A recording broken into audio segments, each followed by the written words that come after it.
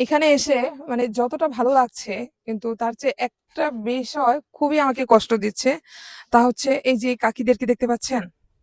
এই যে কাকিরা যে পাতা ছিঁড়ছে, মানে তাদেরকে দেখে আমার খুবই কষ্ট হচ্ছে। কারণ তারা সেই ৫ থেকে ৬ ঘন্টা এখানে হেঁটে আসছে।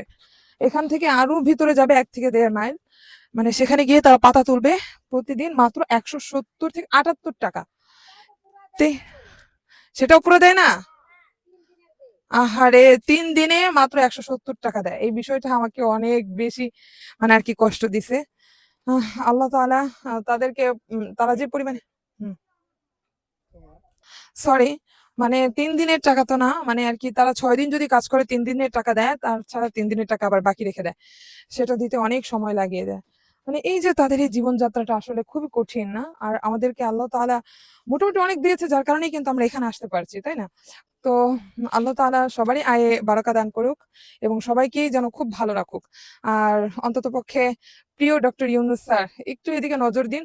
একটু তাদের প্রতি একটু নজর দিন। আশা করি আমাদের সাথে, সাথে তারাও একটু ভালো থাকুক। ইনশাআল্লাহ।